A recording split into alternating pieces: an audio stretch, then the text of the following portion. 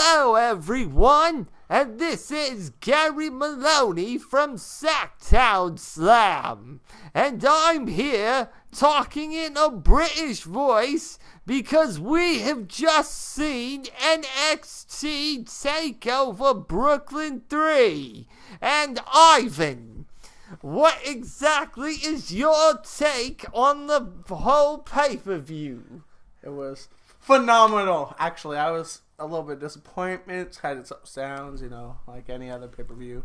At least it's, not straight garbage like some pay-per-views can be, though. It had good high. It had a good mix, I guess, Some big shocks, some not so shocking stuff, but, that's that. I have to say that there was definitely some good shock. There was definitely some bad shock. There was some title changes. And what I liked the most about the pay-per-view was that the match quality was there. The match quality was there. The organic build was there for this pay-per-view. I guarantee for at least half the fucking card tomorrow, that organic build isn't going to be there, and people are not going to give a fuck about matches like Big Show versus Big Cass, and matches, and freaking retarded matches like, I don't know, The Miz Taraj and Jason Jordan, The Miz Taraj and The Miz versus Jason Jordan and the Hardys. Why aren't the fucking Hardys fighting well, I know why they're not fighting the Revivals because they're injured, but why aren't they fighting, Fuck the Revival. Yes, fuck the Revival. But why are they not fighting? By the way, we got 16 hits on that one. Right on. But why are they not fighting the club? Gallows and Anderson are not doing anything. They're helping Big Cass put a hurting on Big Show for whatever reason. By the way, you know why Enzo's in a shark cage? You've heard about the incident where he got thrown off the bus, right? Yeah. Because that's real. That's a real thing. Apparently, this is a punishment to Enzo. Because he is deathly afraid of heights. Nice. So got it. Yeah. Anyway, getting back to the point. NXT Brooklyn 3. So, first of all, let's talk about the people that were at the fucking pre-show. Damn. I mean, you had 3 of the 4 horsewomen. Obviously, Charlotte's with her dad. Clearly. You had... come on! There. You had Big E Langston. I can't believe I just called him that. Big E, my bad. Well, technically, the name, they call him Big E because his nickname from Jericho backstage was Big Erection, which is why he gyrates so much. Wisers. Anyway. Wow. We also saw a special somebody who has been talking about, signing with WWE for the longest. And we've seen him sitting in the crowd, Mr. Adam Cole. How you doing? Adam Cole, baby! We also got an appearance from good old JR, Yeah! I wasn't expecting that. I called that before it happened. I wasn't expecting that, though.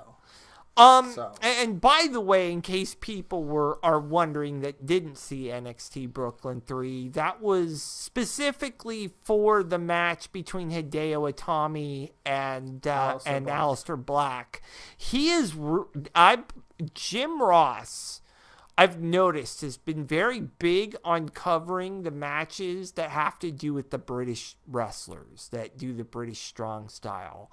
It would not surprise me that since he's in New York, if he specifically and only did commentary tomorrow for the Sheamus and Cesaro versus Rollins and Ambrose match. Well, you also you over here talking about British. If it's a British thing, then why not Neville versus Tozawa? Neville and Akira Tozawa? You never know. You don't know.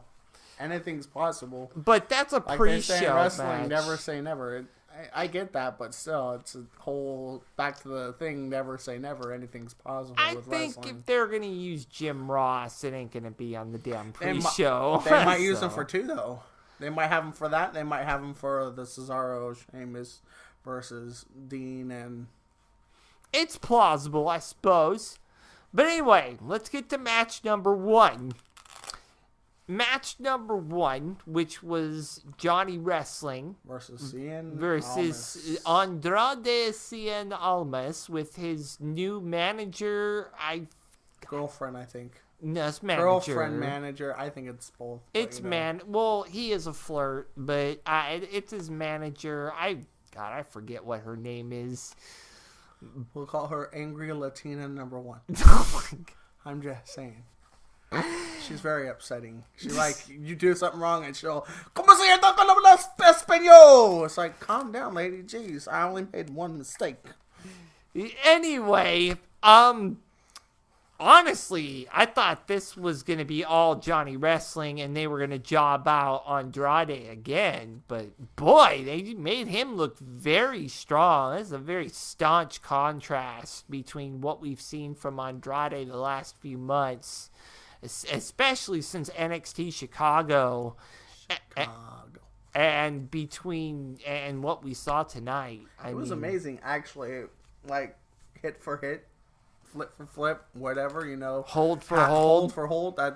They had Johnny Gargano, Johnny Wrestling, make him look good. I think that was the point of this match, were to make him look good. Because, I don't know. Lately, the way they've been trying to have him, he's either getting angry and beating up the person after the fact he already lost, or he's, winning by some luck. Like, somebody messes up and he wins. Well, This makes them look both like they know what they're doing. Well, either they don't know what they're doing, or they know exactly what they're doing. Maybe this is to stop this douchebaggery with pulling apart tag teams and get DIY back together. Because he knows he don't want to go it alone. He needs, Psycho Killer along with Johnny Wrestling. So, maybe this is about getting Ciampa and Gargano back together. Maybe this is Johnny Wrestling transitioning into being a heel. I don't know. But this is, just a weird transition for both wrestlers. Yeah, just a little. But my thing is also, like, if you think about it, like, where has Ciampa even been?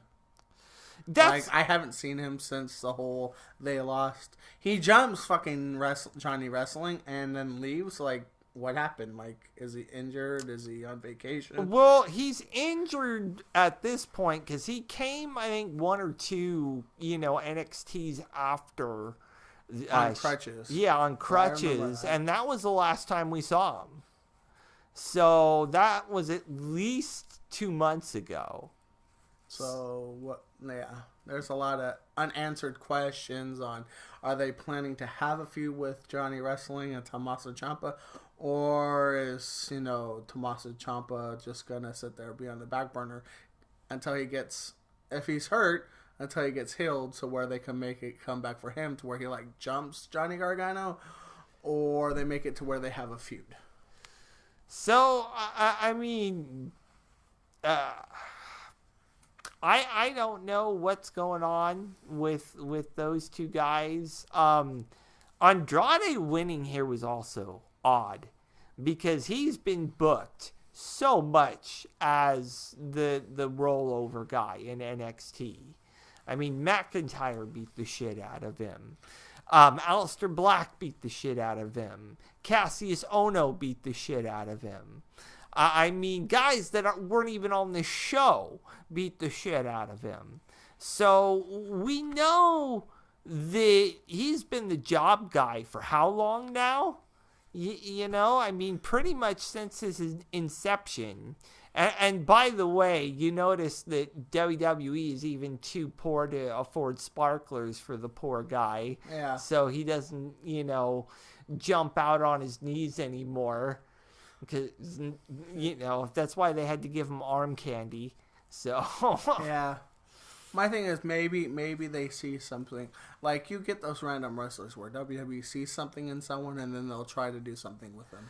Maybe they finally see something in him, and maybe they're like, okay, we're going to set him up with this. We're going to do this with him, and then we're going to give him a good run. And hopefully he could, prove himself. Well, one of the reasons I like, Ronaldo, I know you dislike the guy, but he knows his shit. And one of the things he said, and like you were saying, seeing something in him, is that he was a champion in the oldest lucha company in South America, MCLL, which stands for something Lucha Libre, obviously. Mexico City Lucha Libre? That might be what it is. I don't know. I've never heard of the I've never heard of it either, but it keeps getting mentioned. So, and it keeps being mentioned as the oldest, wrestling company in South America. Right. So, obviously, this guy got scouted for something. So, he may end up being a SmackDown guy when he starts out. But it would not surprise me, SmackDown being the wrestling show, if a guy like that flourishes there.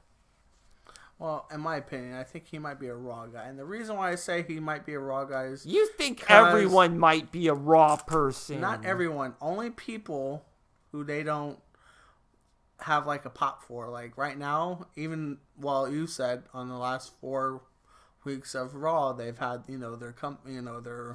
their ratings up. But every other show before that, it's been SmackDown. Yeah, and they're putting big names. It's because Road Dogg don't know what the fuck he's doing on SmackDown. Yeah, but my thing is, if SmackDown starts going down the drain, then yeah, I can see CN over there. Oh. If it's not, then he's going on Raw. Well, look what they've done to SmackDown, though. They canceled Talking Smack, which was a big part of why SmackDown flourished, because they were able to give guys who aren't used to having promo time. Yep. And you noticed that guys like Baron Corbin, who don't usually get promo time, got promo time. Yep. And people like Bayley and Sasha and et cetera, that don't usually get promo time, got promo time. It's very...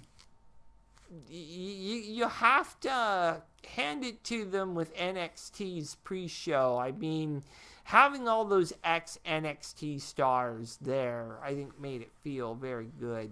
Yeah.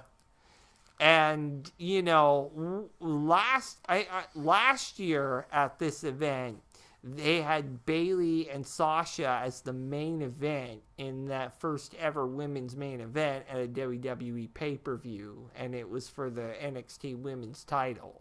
Right, and I think it was was an Iron Man? No, what was it? Yeah, it was an Iron Man, no DQ or something like that. Yeah. So, anyways, on to the next match, which, if I'm not mistaken, was Sanity versus AOP.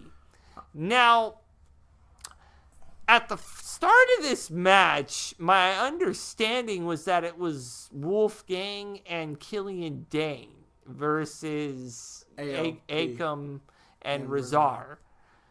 But some weird shit happened at the beginning of the match, and then I don't remember which one of the other ones it Killian was. Dane tagged in. Killian Dane tagged in Eric Young. And then everything started off as, I'm going to punch you in the face, beat you up, punch you in the face. And eventually, the match started. And then it just turned into, again, punch you in the face. There's a couple of times, in my opinion, where it should have been 10 count, match over. But they didn't let that happen.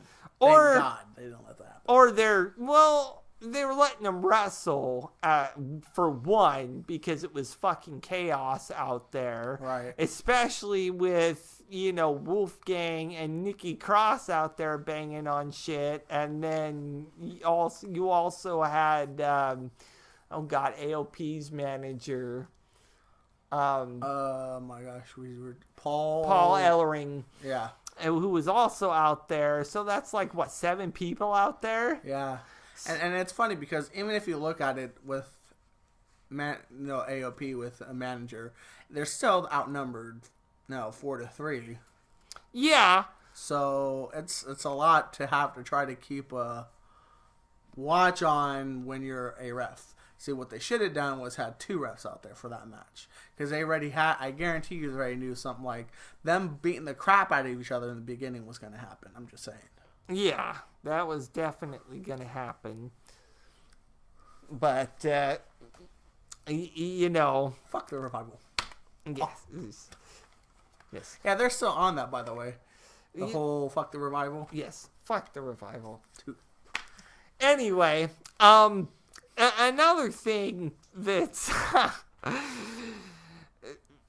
another thing about that match that was very interesting was that, Nikki Cross and Paul Ellering almost got into it, which really distracted the referee from what became people getting thrown into a table and should have been a disqualification. Right.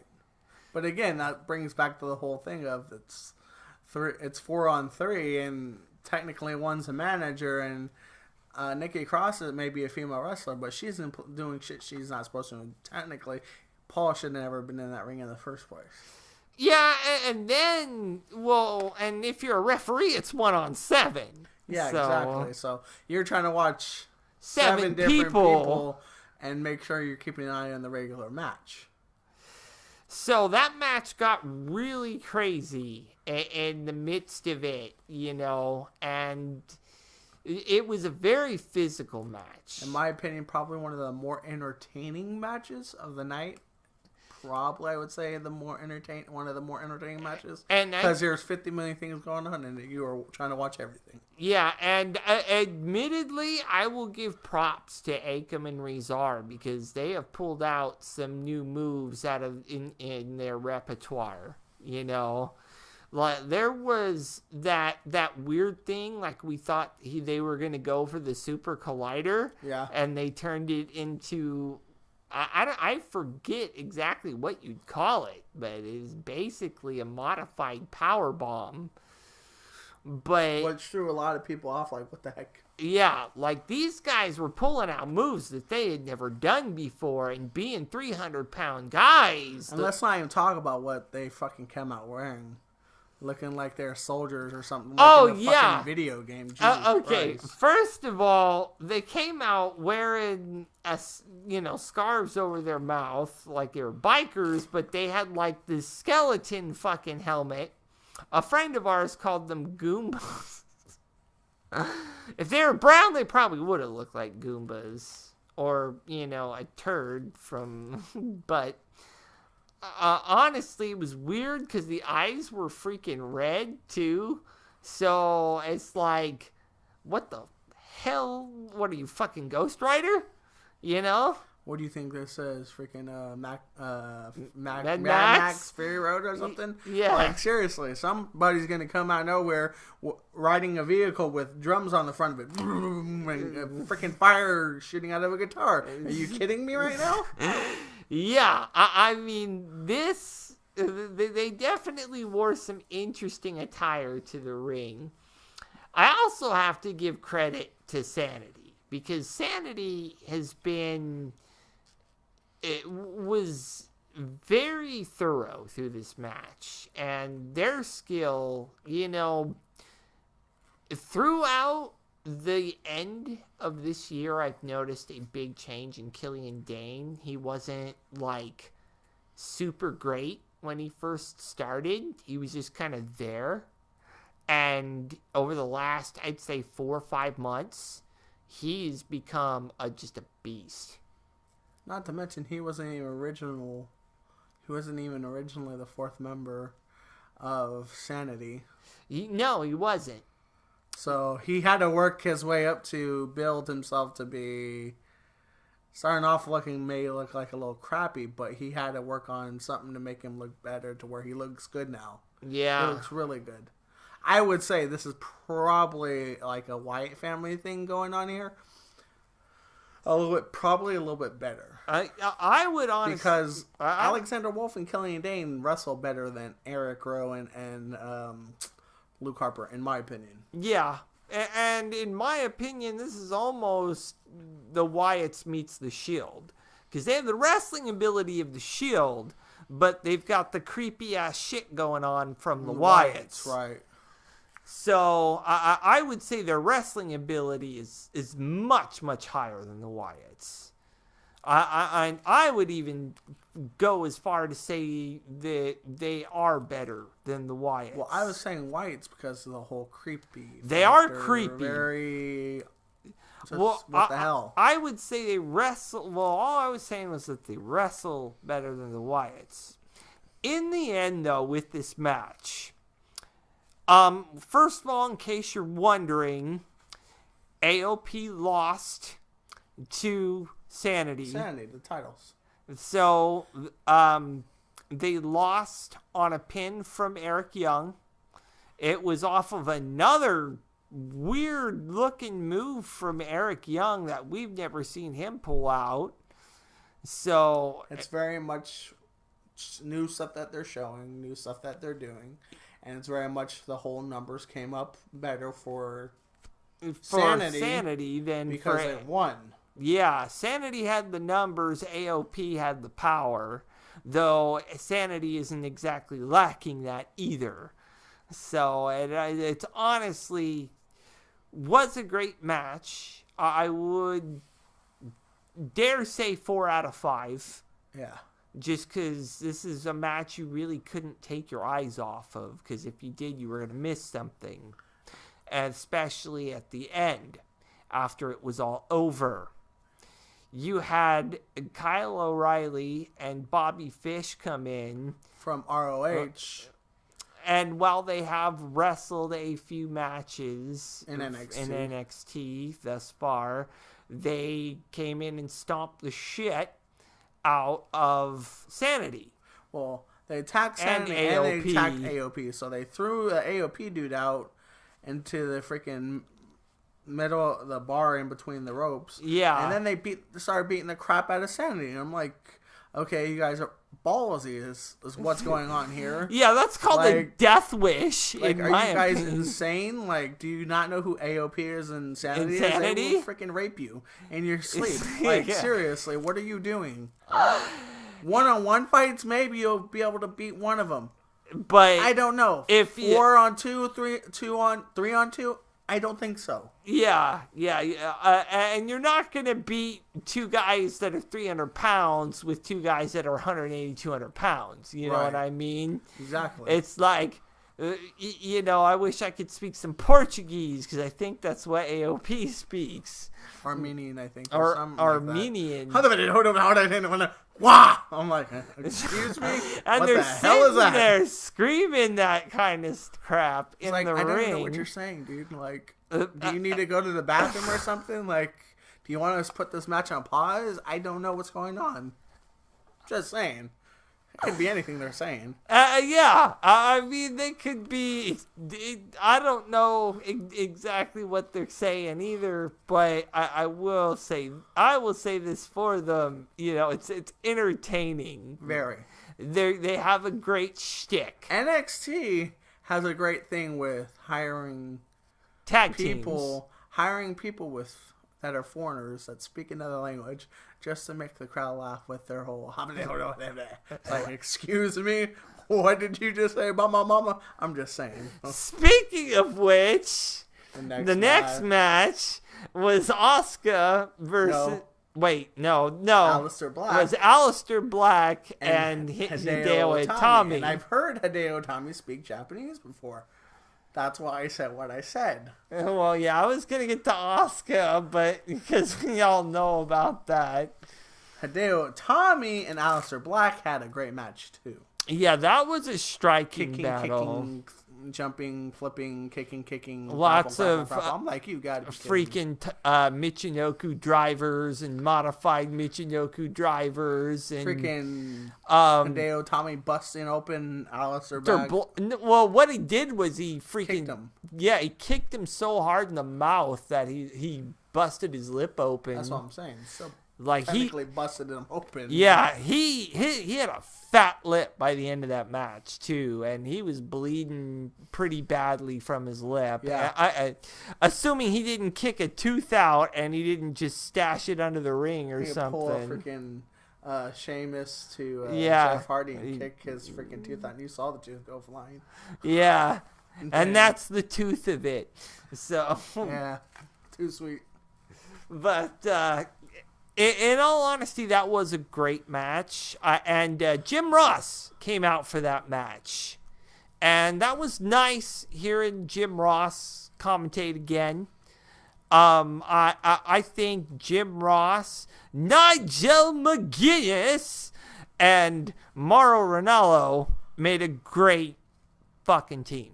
Like, if I was going to have an announce team with a color commentator and 2 technical commentators, that would be it right there. Yeah. So, I mean, with all... For me, minus Ronaldo. I rather much, even though I can't stand the guy because he's kissed, I don't know, he's lately been, making me kind of want to tell him to go away too. Corey Graves, I would rather have Corey Graves than Mauro Ronaldo. No offense. Well, I mean, that's color commentator versus technical commentator, but, to each his own. But, that match, I mean, it was definitely strike for strike, was one of the most entertaining matches, I think, that... That's one of the other more entertaining matches of the night. And Hideo Itami versus Alistair Black. And boy, fire entertaining. Although it is rather weird that every move Alistair Black does is the black something. Black elbow, black kick, black kick in the balls, black whatever he wants to call it. I just, a little weird. So... But, he, in the end, he gave Hideo Itami the black mass right to the face, too. I mean, you heard the kickback on it, and, boy, there was no freaking guessing that he was going to get a 3 count off again. There was no give. Like, some hits are supposed to be a little bit of a give. This guy, literally, the hit sounded like... That was literally to Hideo Itami's face. That's what you heard, but a foot instead of my fist. Yeah. I mean, he didn't need to sell that hit. He didn't. He really freaking didn't. Like, what the heck? Like, calm down. Don't kick his head off his shoulders. Yeah. It's like, what the heck? You're going to give a guy a broken freaking neck. You know what I mean? He's not Kurt Angle. What the heck? Exactly. I mean, that not cool. But yeah, I mean, not to mention the fact Hideo Itami is actually coming back from a broken freaking neck. Yeah. You know what I mean? So yeah, I mean, be careful about those, those black masses, dude. Not everybody's made of steel. Save your big hits for retiring John Cena. But boy, I mean, I'll be honest with you, I liked this match, but it felt like a match we'd normally see on NXT. It felt like a match it felt very much like a Hideo Itami and Alistair Black match that would go down. Kicks, drops, kicking, flips, driver. Not that they didn't try their hardest to entertain everybody with their, skills. Even Hideo Itami was a jerk and sat there and did it. So Alistair Black normally ducks a hit and then just sits on the ground. Well, Hideo Itami ducked and sat on the ground like Alistair Black. Yeah, and that, light a fuse kind of. Being a punk about it and everything. You know, it's like the only thing he was missing was a microphone and a Stone Cold Steve Austin t-shirt. And then he just dropped the mic. And Yeah. Like, I don't need this mic to talk crap about what the hell I feel. Yeah. Junks. Oh. And, I'm going to take my ball and I'm going home. Yeah. What the heck? Wipe the screen. Okay. My bad. Anyway. But, yeah. You know, it's very... It was a good match. I just don't think it was a great match. So I think this was one of the matches this will end up being one of the more forgettable matches, even with JR's commentary. So anyway, Next match. the next match. Asuka versus Ember Moon. This overall was a great match. I mean, it did not end the way I wanted it to end. It ended very disappointing for me. And it was very disappointing. It ended disappointingly for me. And this is actually where I have to call it a good match. It could have been a great match if Ember Moon had won, but she didn't. Now, Asuka won with an Asuka lock. Right. She tapped out Ember Moon. What the fuck is next for Asuka? My idea, and as we were talking, we were watching the pay-per-view, I don't know if they're going to have it happen, but I can't think of her name, the Asian chick from the women's thing. Build her up to make it worse. But that could take another 6 months. That could very well take another 6 months. I don't think Asuka... Well, I don't know what Asuka's plans are, but if it's up to me, I don't want to be a Bayley. I don't want to stay in NXT for 4 years, at least 4 years of my life in NXT. I think I want to go up to the main card after totally fucking proving myself the last 2.5 years, you know. Right. And make some money, you know. Have more than 500 and whatever days they said of holding the NXT. It was like 520, something like that. So I mean, I get what you're saying, but at the same time, they could be pulling a whole kind of like the pass the torch type of thing, and then have her show. They could have her do what Kevin Owens did, show up to the main roster with the women's championship. It's been done before. Yeah. It's always WWE has this thing where if they think it's good, they'll reuse it and reuse it. Yeah. And reuse it. So this is, a good chance of possibly Asuka retaining, going to the main roster, possibly being the first NXT superstar to hold both a WWE title, Women's Championship, and an NXT, and then lose. Well, that's never happened before. That's what I'm saying, a first time. Yeah. A first time thing. Because they want to have her have this, she already beat Goldberg's whole streak. Whatever streak that he had. Undefeated streak. And she's passed, all these other people's records, as they were saying during the pay-per-view. So they could be doing that. I don't know. Honestly, she has nothing else to prove, in my opinion, and I agree with you, on NXT. What else is for her to prove? Yeah. Nothing. She's beaten Billie Kay. She's beaten Nikki Cross. She's beaten Ruby Riot. She's beat Ruby Rebby. Wow, I said Rebby. My bad, Matt. Don't come after me. Ruby Riot. She's beaten Peyton Royce. There's really nobody else. She's beaten Ember Moon now tonight. She's beaten the boxing chick. It may not have been in a title match, but it was a match, and she lost. Yeah. That's why she doesn't get a women's championship. So, I mean, she's beaten and gone through everyone on that roster. She beat just about everyone from the previous women's roster. So, what else is there for that woman to prove now? Why leave her here? This is why, because I feel like Ember Moon is ready. Ember Moon in that match, she landed the Eclipse. It was fucking beautiful. I mean, that was glorious. Yeah. Okay. And she, had her own combinations and ways out of the Asuka lock, but eventually... There was a couple times on that last Asuka lock where Asuka's shoulders were down, and the ref should have 1, 2. Sweet. I'm just saying, because Asuka would have freaking kicked out. Yeah. I guarantee you. Well, maybe this will be like SmackDown, and they'll give her a redo.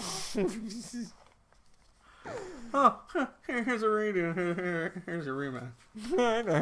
They're probably gonna do that for poor little whiny Baron Corbin.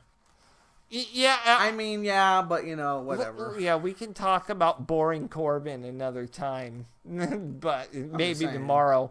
You know what I mean? Especially if he gets buried by John. I don't think they're gonna have John Cena bury him. John Cena.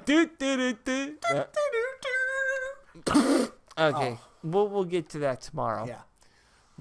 Anyway, I have to give, like I was saying though, I have to give Ember Moon a lot of credit for just the things she did in the ring today. She definitely showed a great sense of ring presence. She knew where the ropes were when she needed the ropes to, drop a hold. When Asuka was on her back, trying to get the Asuka lock in, she dropped on her back and just, made Asuka eat shit. Yep. She, and then there's a couple times, like I said, I have her on her back. Ref should have counted 1, 2, and I guarantee you Asuka would have let him go and then tried to rewrap her arms back around freaking thing using the Asuka lock again. And then there was another time she tried to lock it in and she wouldn't let her fist go. So she had the presence to, keep her from locking it in. So Ember Moon, at least at this stage, in my opinion, is ready to take that NXT Women's title. Yeah. Why they didn't give it to her tonight, which is basically the WrestleMania for NXT, that is beyond my comprehension. So, but, that to me really killed my love for this match because the ending just didn't make sense. It'd be funny. What? She shows up to, let's say she shows up to Raw, even if she shows up to SmackDown, and Asuka's like, "Yeah, I'm here, SmackDown. Okay, who wants to challenge me for my title?" And the whole an AJ Lee happens where somebody comes out and 1, 2, 3, and Asuka flips her shit because she lost on SmackDown. That'd be funny. I'd laugh. Honestly, and WWE, once again, is known for rinsing, repeating, and reusing. It's not impossible for it to happen. I don't want it to happen, but I'm just saying it'd be funny. No, it'd be funny. Paige, in her first match back, takes it. No. What? That'd be a shocker more than anything. Yeah, I know. And, again... Paige did that to AJ Lee. Yeah. So that's why I said the whole AJ Lee thing. Rinse, reuse, repeat. Exactly. Anyway, not in terms of ring skill, probably a good match, but I'm not gonna call this the greatest NXT match I've ever seen on a takeover, especially from Asuka. It's beginning to get to that point where the women's matches are just a bathroom break now, because you already know. And it's been like that before. WWE has had the point where their women matches are like, "Oh, it's a women's match. Oh, it's not entertaining. We're gonna go use the restroom, take a break, and then we'll be back." It's not that it's not entertaining per se. It's that you already know who's gonna win. Do you know what happens when you beat Ember Moon and you're not supposed to? Asuka. Do you know what happens? I'm looking at you, Asuka. You just made the list! And that's the list of Ivan. That's right. The list of Ivanko. Drink it in, man. Yeah. Now, after this match... was Bobby Roode. Versus Drew McIntyre. Now... First of all, I want to talk about, talk about the entrances first. McIntyre came out to... with the New York Police. Yeah. Playing bagpipes and drums for him. Yeah. It was pretty cool. Yeah, that was pretty cool. And it was at that point I flat out said, this dude is winning the match. So, and, you know, I wasn't 100% sure, but you don't go out of your way like that to make somebody look good without it meaning something. Yeah.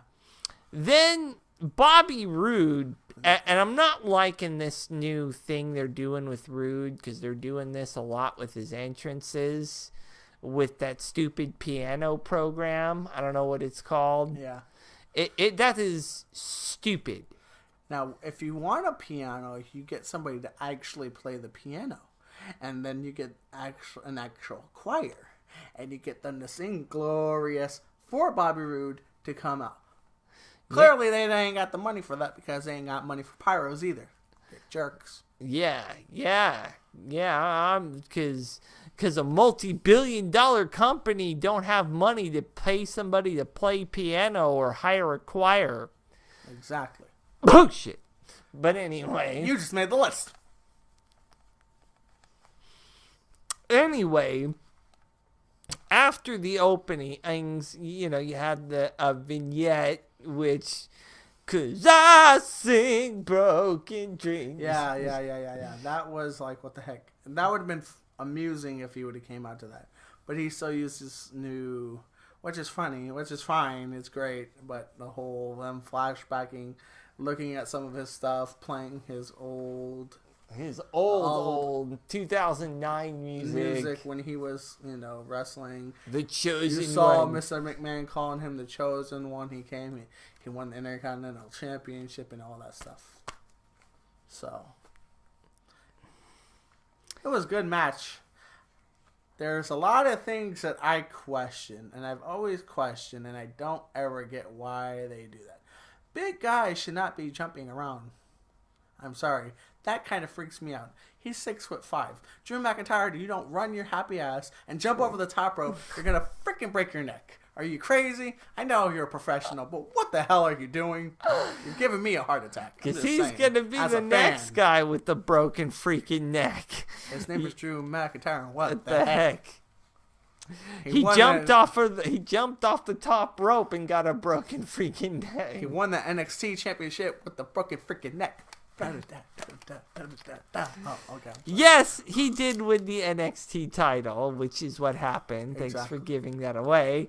But, yeah, you know, it was very entertaining. I mean, there was a point there at the end where Bobby Roode hit not one, but two glorious DDTs, tried to go for a third, and that's when he kind of screwed himself over. Yeah, he got hit, but like Drew McIntyre said, "You pow!" Yeah, and then he just went him with a. He just went, you know, and then he got dropped with the Claymore, the kick thing. Yeah, and then and he got hit with whatever the hell they call his version of white noise, and you know, it was a great match. And I think that, you know, these two guys are obviously going to have a rematch, whether that's now, whether that's... because I doubt they'll wait till November. If they wait till November, they're going to draw this out a long time between Drew McIntyre and...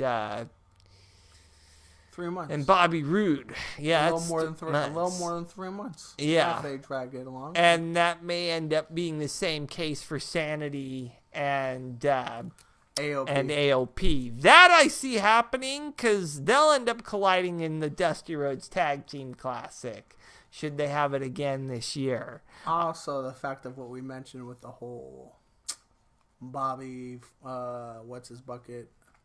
From ROH. Well, we already talked about it. Yeah, well, Bobby Fish and Kyle O'Reilly, they could be in the Dusty Rhodes Tag Team Classic this year also. I mean, it's very, very, very possible. Yeah. Now, there is something that you should also know that happened tonight. Now, as my friend Ivan over here was talking about, Drew McIntyre did win. He won after hitting that the Claymore on Bobby Roode, got 3 count. You notice Bobby Roode just kind of rolled out of the ring, and then the logo came up in the bottom left-hand corner. I was going to turn it off there for a second, but I'm glad I didn't, and I watched until the end. Then all of a sudden, Bobby Fish and Kyle O'Reilly show up. And they're trying to punk out freaking Drew McIntyre. And then... From the crowd, just out of nowhere, Adam Cole, baby, shows up. And the 3 of them just kick the shit out of Drew McIntyre. The ROH exodus has begun. I officially believe that ROH is going to invade. Yeah. Because of the people that we've been getting lately in NXT are a lot of people from ROH. So, I mean... Doesn't matter if it's... Anything's possible. Doesn't matter if it's Bobby Roode. Doesn't matter if it's Roderick Strong. Doesn't matter if it's Kyle O'Reilly, Bobby Fish, Adam Cole. That's a lot of former ROH guys. Even though technically he wasn't in... NXT, AJ Styles. Yeah, but AJ Styles. Well, AJ Styles has actually said he wish he had gone to NXT in a recent internet thing that he said. So there's a lot of regardless of if it's NXT or the main roster, there's a lot of ROH guys. A lot of ROH. Because even if you look at Luke Gallows and Carl Anderson, they're both New Japan. And New Japan. You've got Seth Rollins, another ROH guy. You've got Samoa Joe, another ROH guy. You've got Sami Zayn. Another ROH guy. There's a lot of. We're just waiting for a specific person, when his ROH/New Japan Pro his contract up to randomly show up, Mr. Kenny Omega. Yeah. I'm talking to you. Look in my eyes. Yeah. Okay, I'm talking to you. Omega. We will see you. We better see you with the Rumble. Or extra crispy. Extra crispy. Just for you. And if you show up to the Rumble, you know why you need to show up to the Rumble? That's why. Because that would be too sweet. Just saying. Just saying, bro. So, this has been our NXT TakeOver Brooklyn 3 review. I am Gary Maloney. And I'm Ivan. And dab like TJ Perkins, because that's my boy. Just smack you like TJ Perkins. Oh, whoa. Anyways, we will be back tomorrow night for our results for SummerSlam and a review for SummerSlam. I'm Gary Maloney, and to everyone, I'm out. Too sweet.